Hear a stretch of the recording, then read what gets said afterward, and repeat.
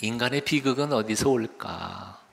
위기를 위기로 느끼지 못하는 둔감한 마음, 무감각에서 옵니다. 그래서 위기의 순간에 우리는 위기를 느낄 줄 아는 민감한 위기의식이 있어야 합니다. 동물의 왕국을 보면 사슴떼가 한가로이 풀을 뜯어먹고 있습니다. 그걸 노리고 사자들이 쭉 해서 살금살금 경하죠. 어떤 놈은 아주 눈치가 빨라서 벌써 살벌한 기운이 느껴지니까 눈치를 딱 채고 앞뒤 살피면서 풀 뜯어먹는 거 대충 뜯어먹고 눈치 보다가 사자들의 거리가 가까워지면 여지없이 도망갑니다.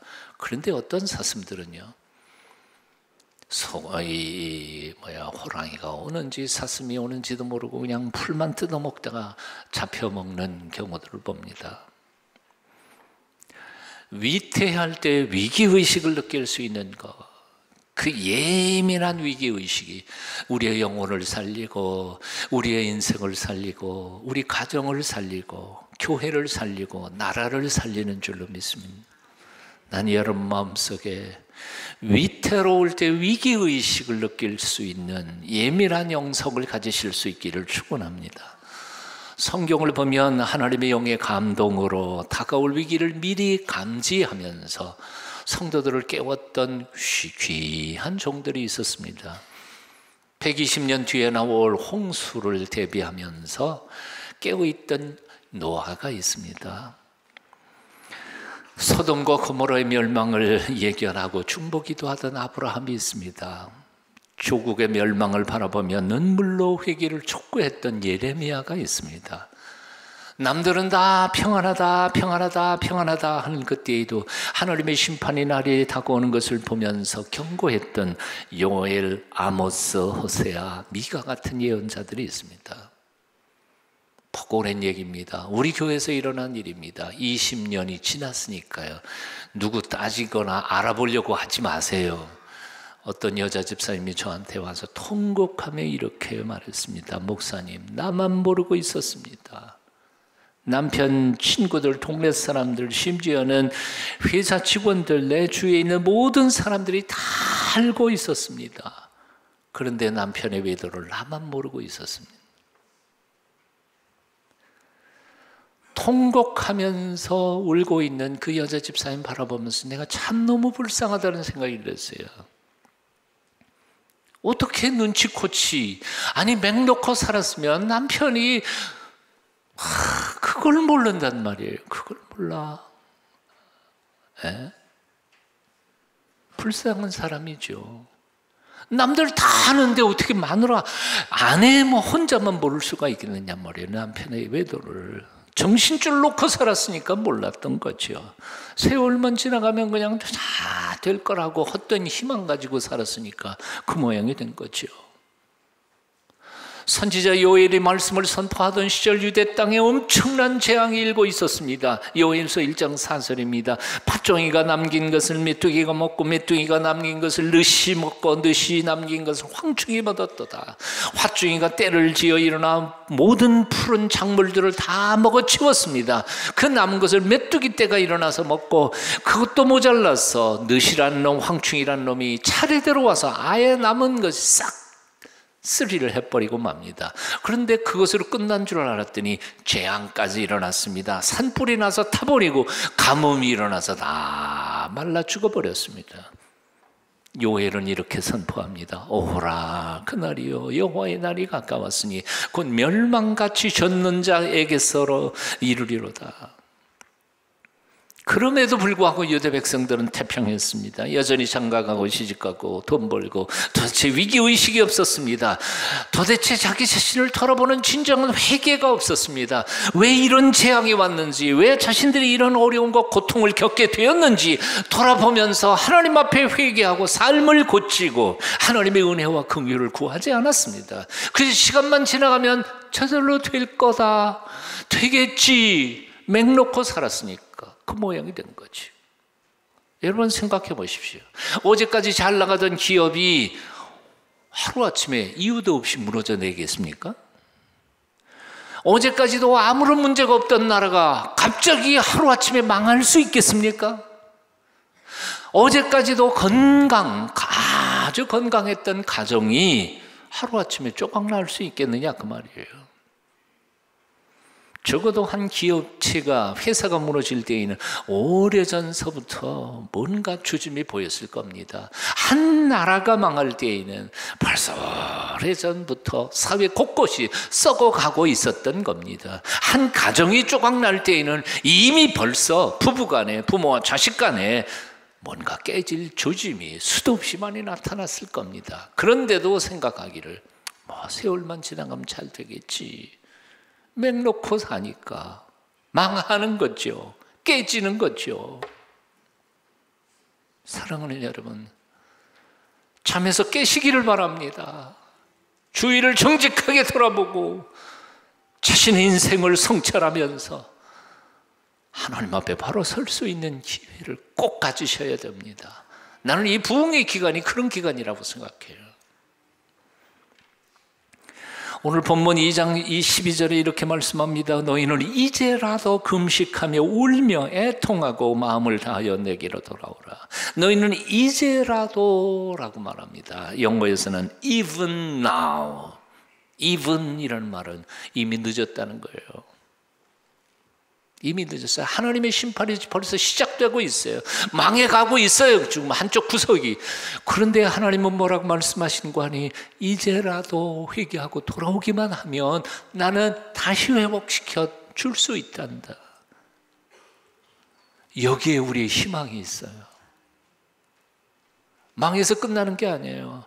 이제라도 이미 늦었지만 늦었다고 해도 하나님 앞에 돌아가기만 하면 하나님은 다시 회복시켜 주신다는 하나님의 긍휼하심, 우리를 향하신 사랑, 기다리심, 그것이 있기에 우리에게는 희망이 있다 그 말이에요.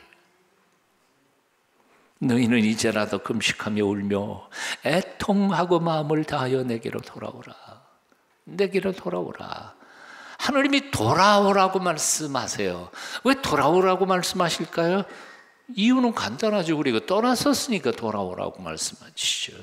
아니 우리가 언제 떠났나요? 하나님, 저 30년 동안 교회 떠난 적이 없었어요. 하나님 버린 적이 없었는데요.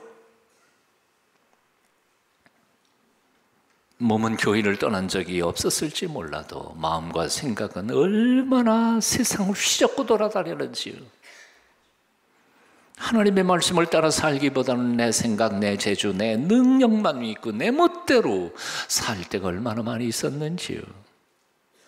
그래서 오늘 우리들이 이런 시련을 당하게 된 것 아니었겠습니까? 왜 내 삶이 이토록 어렵고 곤고하고 이렇게 힘듭니까? 아마도 하나님은 이렇게 말씀하실 거라고 생각이 들어요. 다 네가 나를 떠나서 그런 거 아니니? 내 은혜 안에 머물러 있지 않아서 그런 것 아니니? 내가 내 말 잘 듣고 그대로 살지 않아서 지금 고통당하고 있는 것 아니겠니? 그렇습니다. 우리가 말씀대로 산다고 말하면서도 우리는 말씀대로 살지 않았습니다. 하나님을 사랑한다고 하면서도 오히려 세상을 더 사랑했습니다. 하나님을 두려운다고 하지만 사실은 입만 그렇고 세상 사람들 눈치를 더 보았습니다. 하나님 무서워할 줄 모르고 세상 사람들의 인범 무서워한 거죠. 예수 믿는 사람들이 하나님을 두려워하는 게 아니라 사람들 입방아를 두려워해요. 하나님을 기쁘시게 해드리는 것보다 세상 사람들의 칭찬과 인기에 더 관심이 많습니다. 평생 구제한 돈보다 더 많은 돈을 노회장 하겠다고, 총회장 하겠다고 그래서 펑펑 써버린 목사, 장로님들, 하나님은 아시겠죠? 세상 사람들과 똑같이 비양심적인 방법으로 불을 늘리며 타락했던 평신도들도 다 똑같습니다. 결국 우리는 목사나 장로나 집사나 원사나 평신도들이나 다 하나님을 떠나 있었던 것 아닐까 생각해 봅니다. 하지만 소망을 잃지 않아도 됩니다. 하나님은 우리에게 지금도 말씀하시니까요. 이제라도 돌아오라. 한번 따라해 보실래요? 이제라도 돌아오라. 그럼 회복시켜 주신다는 거죠. 호세아서 6장 1절 3절 1절 이하 3절 같이 읽어봅니다. 같이 읽죠. 시작. 오라 우리가 여호와께로 돌아가자. 여호와께서 우리를 죽이셨으나 토론하게 하실 것이요 우리를 치셨으나 싸매어 주실 것입니다. 여호와께서 이틀 후에 우리를 살리시며 셋째 날에 우리를 일으키시리니 우리가 그의 앞에서 살리라. 그러므로 우리가 여호와를 알자. 힘써 여호와를 알자. 그의 나타나시면 새벽빛같이 어김없나니 비와 같이 땅을 적시는 늦은 비와 같이 우리에게 임하시리라 하리니라. 아멘. 어떻게 하면 하나님께 돌아갈 수 있을까요? 오늘 11절을 말씀합니다. 금식하고 울며 애통하고 마음을 다하여 내게로 돌아오라. 금식하고 울며 애통하고 마음을 다하여 내게로 돌아오라. 금식은 인간의 아이디어가 아닙니다. 하나님이 안 주시는 것 달라고 떼쓰는 것도 아닙니다. 특별히 신앙이 좋은 사람만 하는 영성 훈련이 아닙니다.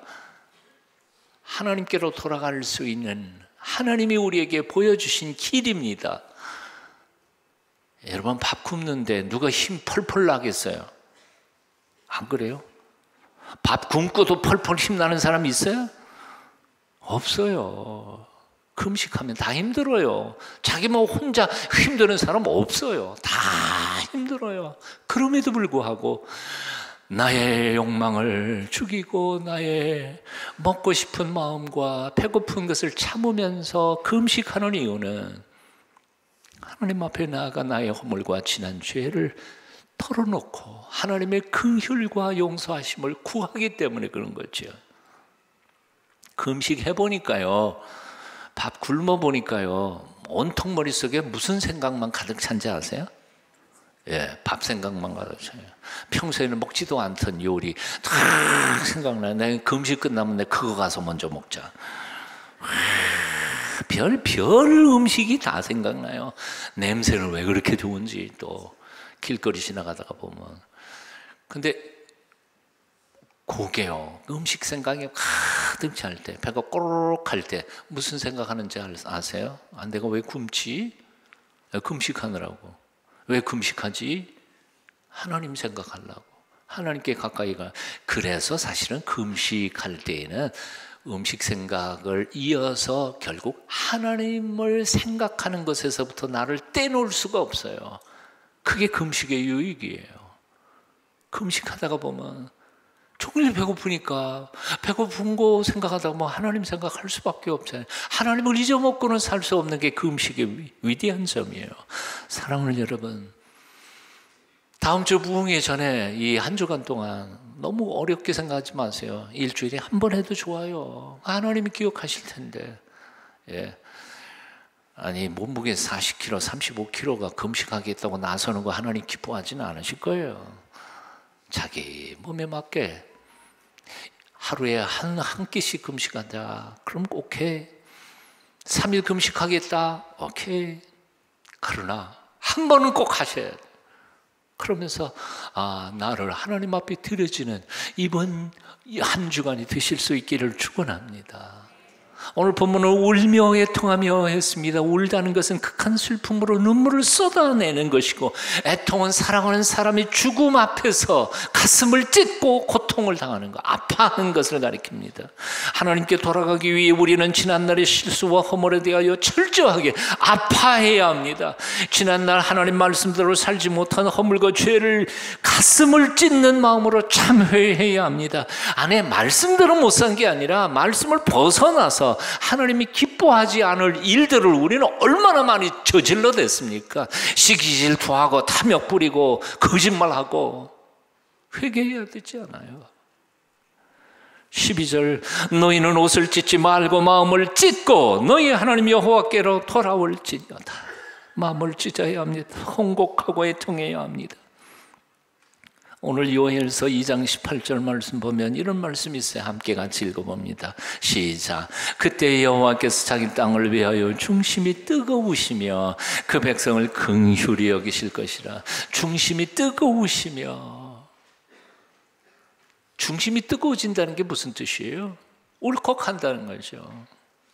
울컥한다는 거예요. 여러분 부모님의 마음이 언제 울컥하시는지 아세요? 예. 4살, 5살 어린 딸내미 잘못했다고 회초리를 딱 들려고 그러는데 한 대 살짝 뗐어요. 근데 아파 그러고 눈물 뚝뚝 흘리면서 엄마 품속에 달려들면 마음이 울컥하잖아요. 그놈을 때릴 수 있어요? 못 때려요. 끌어안고 같이 울지. 하나님의 마음이 언제 울컥하실 것 같아요?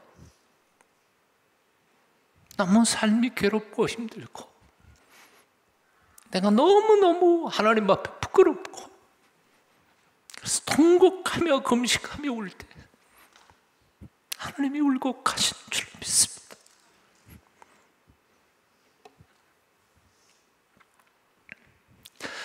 누가복음 18장 11절 이하에서 우리 주님의 비유에서 바리새인은 거만하게 기도했습니다. 하나님이여, 나는 다른 사람들 곧 토색 불의 간음을 하는 자들과 같지 아니하고 이 세리와도 같지 아니함을 감사하나이다. 나는 일에 2번씩 금식하고 또 소득이 11조를 드리나이다.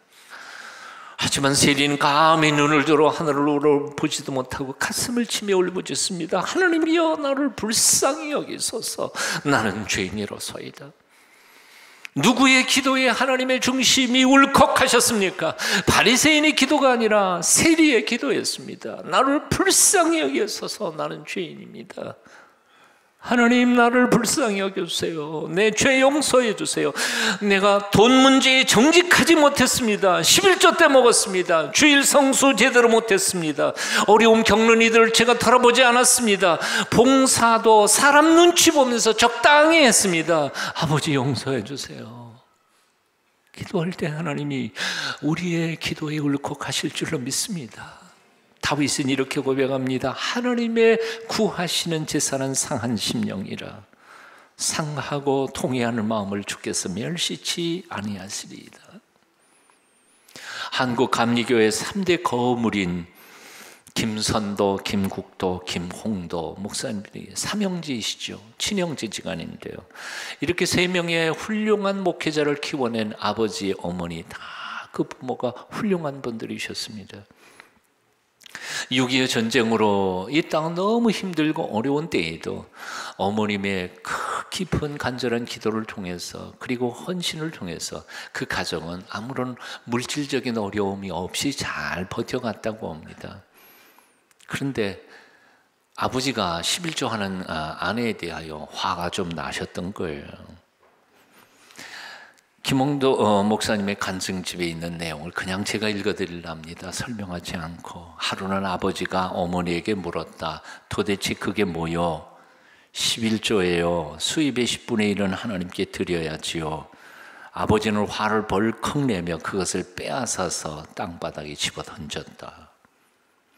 그 순간 이제 우리가 누리는 풍요도 끝났다. 나는 어머니가 신음처럼 토해내는 소리를 분명히 들었다. 어머니의 예언은 그대로 적중했다. 양복점이 망한 데 이어 운수업도 손을 들었다. 순식간에 우리는 알거지가 됐고 삼선교 근처 천막집으로 옮겼고 아버지는 실업자가 됐다. 어머니를 따라 새벽기도에 참석했던 나는 어둠 속에서 한 신자가 훌쩍이는 모습을 보았다. 꺼이 울면서 내 주의 보혈은 정하고 정하다를 계속 부르고 있었다. 주위 사람들을 전혀 의식하지 않았다. 목소리는 삶에 대한 진한 후회와 회개가 끈끈하게 묻어났다. 목소리의 주인공은 놀랍게도 아버지였다. 새벽 기도를 마친 후 아버지는 가족들 앞에서 후두둑 눈물을 떨구며 폭탄 선언을 했다. 내가 참 어리석은 사람이었다. 이제부터는 하나님만 의지하며 살겠다. 너희들 볼 면목이 없구나. 그때부터 아버지는 정말로 독실한 신자가 됐다. 늦게서야 신앙의 눈을 뜬 아버지는 목회자 못지않은 열정을 갖고 있었다.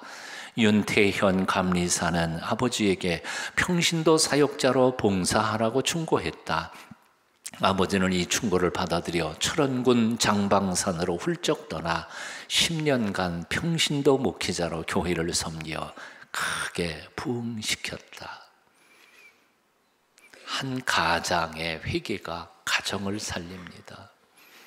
한 어머니의 눈물 흘린 기도에 자녀들의 앞날이 열립니다. 회개하고 삶을 거치며 통곡하는 성도들의 눈물 어린 기도에 가정이 살고 교회가 살고 나라가 삽니다. 이번 기회에 저와 여러분의 입술에서 그 기도가 나오기를 축원합니다. 기도하겠습니다. 거룩하신 성령님, 우리 마음에 오시옵소서. 내 마음을 하나님이 통치하시는 거룩한 땅 되게 하옵소서. 끊을 것 끊고 버릴 것 버리고 하나님 앞에 바로 서서 하나님의 나라 만들어 가도록 우리를 도와주시옵소서. 예수님 이름으로 기도합니다. 아멘.